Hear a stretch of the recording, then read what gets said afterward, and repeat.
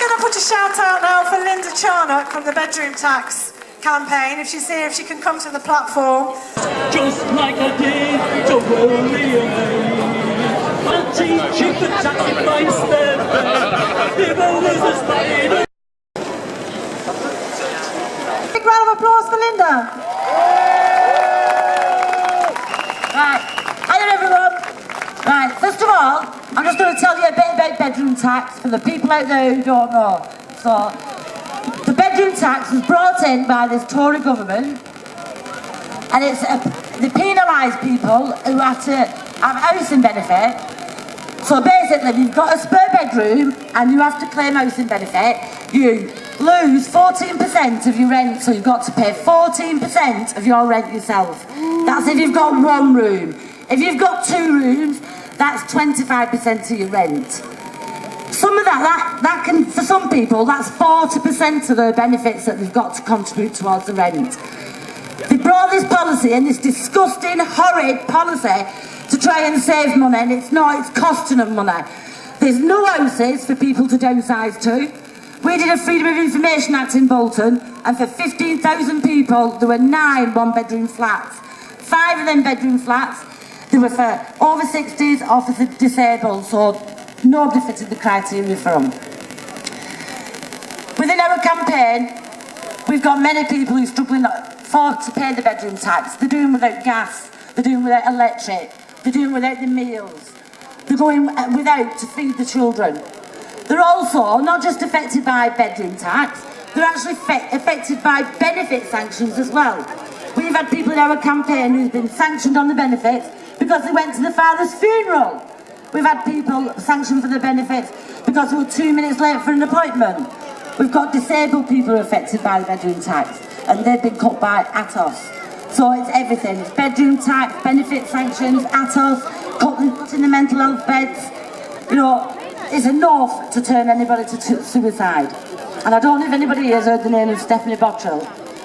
Yes, she was the first lady who actually took her life due to bedroom tax.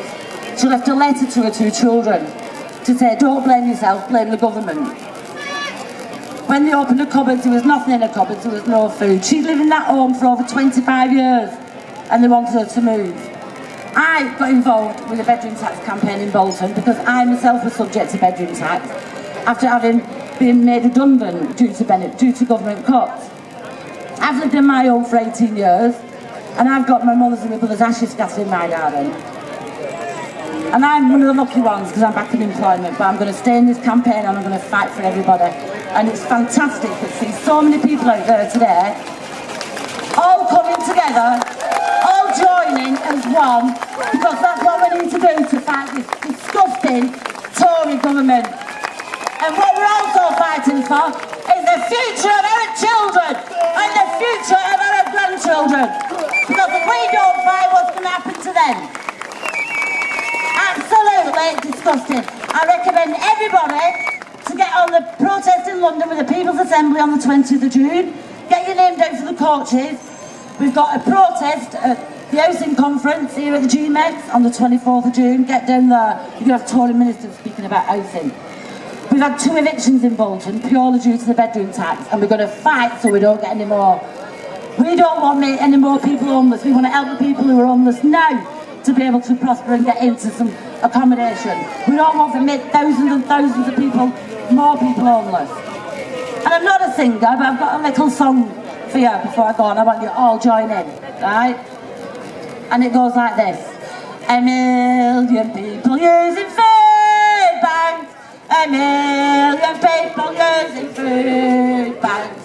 1 million people using food banks. They take from the poor and pay the rich. David Cameron is a louder. David Cameron is a David Cameron is a he takes from the poor and pays the rich. Now you know where, we'll do it again, but loud please. Right? 1 million people using food banks. 1 million people using food banks. 1 million people using food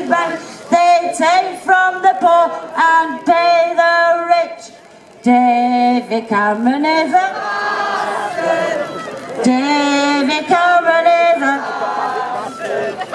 David Cameron is a bastard. He takes from the poor and pay the rich. Thank you, everybody. All stick together. Join the campaign.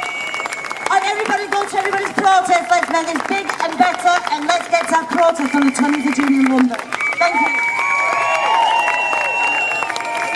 Fantastic, Linda, and how great that the bedroom tax campaigners are still here and still fighting, because I know they really thought on the day after the election the bedroom tax would have gone, and now it's come back worse again, so all courage to them. There are so many campaigns and so many great devolution, and Osborne comes here and tells us how we're going to run our city and our area.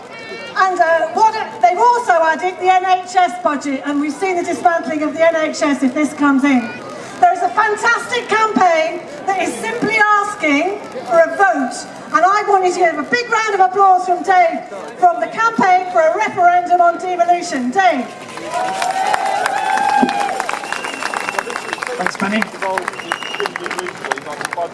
Ladies and gentlemen, friends and very, very concerned citizens, we're standing here against austerity not for the fun of it, because deficit Dr. George Osborne's plan is, as we've already heard, horrifically harmful, and because it's a huge menace to our journey, to the lives and the future that we actually want and we need. His crushing jaws of austerity have already sunk their teeth deep into us, and it looks like we're going to need a bigger boat. The good news is that there is actually a new ship in town, and that ship, her name is Devolution. Scotland has one, Wales has one, Northern Ireland has one. But before we embark, we've got a really serious issue we need to tackle. This is serious business, which is why I'm wearing my serious business suit today.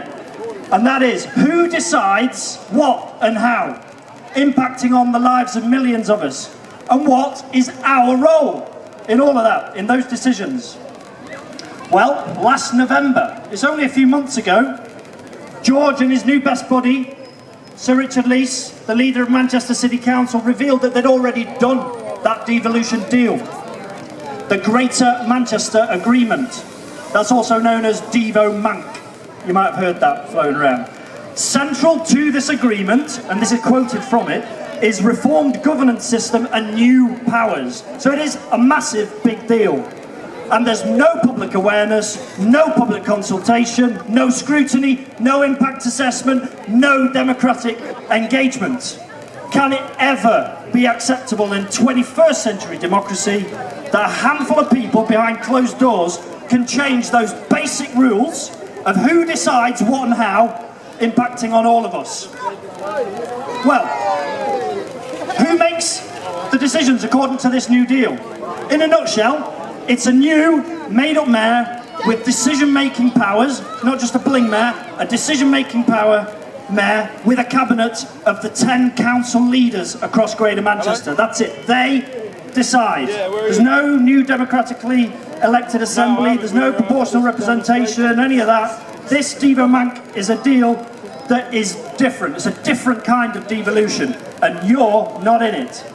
On 7th of May, as we know, just 1 in 4 of the UK general electorate, on average, gave their vote to the Conservative Party. For their reasons, they did that. Now, on their own, Blue MPs can make and break laws applying to all of us, by legal and actual force. And on their own, they will now decide what our public funding rations will be. They will decide, directly impacting on our lives.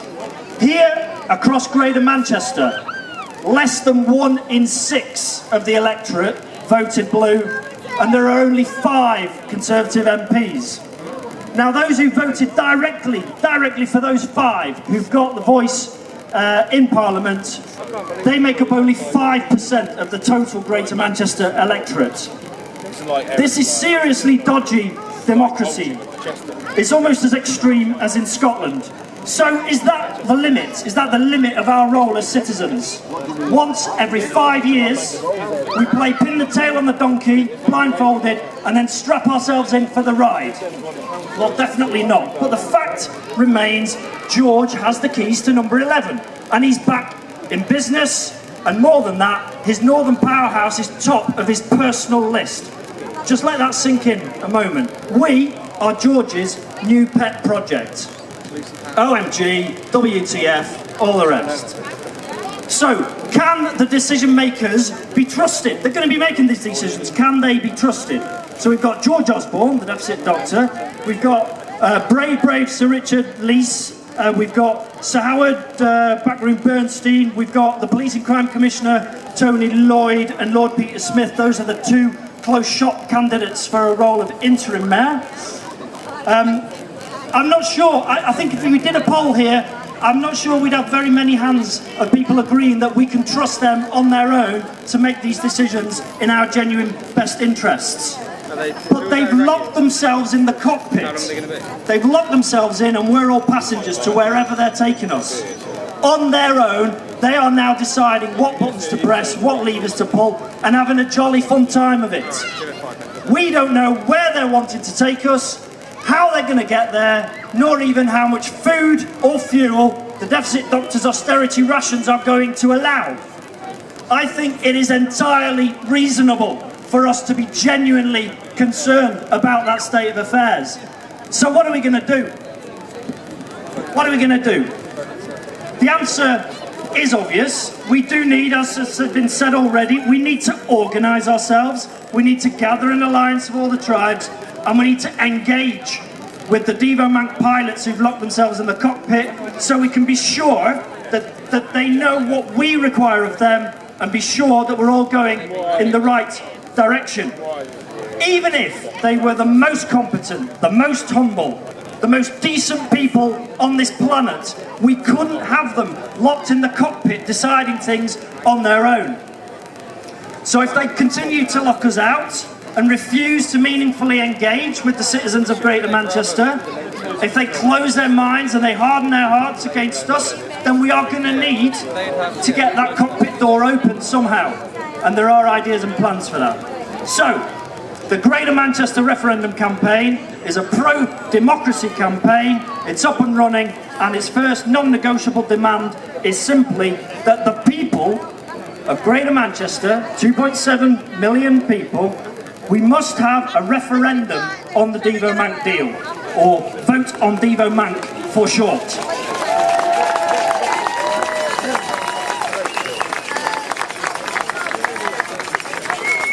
On matters like these, of fundamental changes to who makes decisions on what and how, a devolution referendum is already a proven and effective way to focus minds, to maximise public awareness and engagement, and to ensure that the good ship devolution is in ship-shape condition and ready for our journey ahead. The campaign is very broad-based. Citizens, campaigners, trade unions, businesses, academics, artists, professionals, multi-party and none, women, men, young and senior, everybody. So join in, please, with the campaign as little or as much as you can. Contribute your ideas, your skills, your resources. Sign the petition, like the Facebook page, follow on Twitter, share with family and friends. Our devolution is much too important to just leave them to it. The time has come, ladies and gentlemen, for real democracy and a real deal that puts people first. Thank you.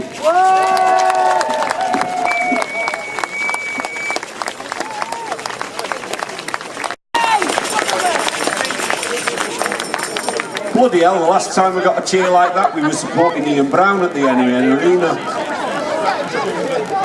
Listen, we need to ventilate our anger today, and that's been happening very, very splendidly. But we also need a strategy, because the Tories have got a strategy.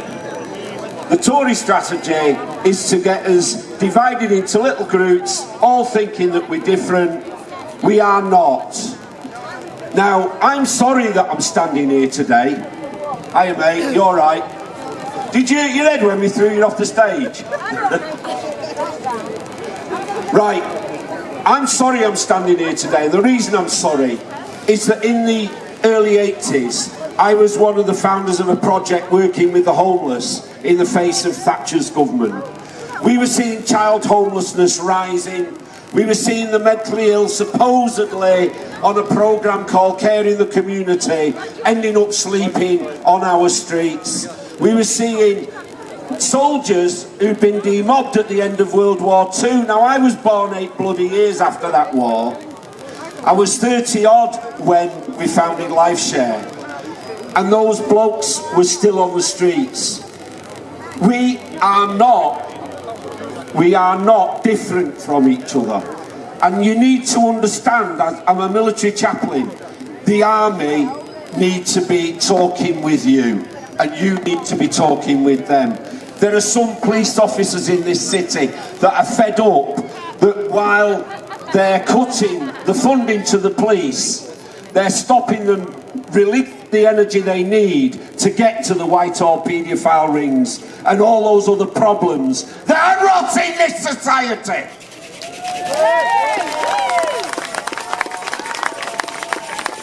And I'm so sorry that I'm having to stand here all these years on and say the same things. But I have to tell you, I'm proud of these two lads. Don't hold it against him. This is my grandson. We've got to keep the fight going, because every single soul matters. No one is left out, regardless of their faith, regardless of their culture, regardless of their lack of faith, regardless of what music they listen to. We are the people.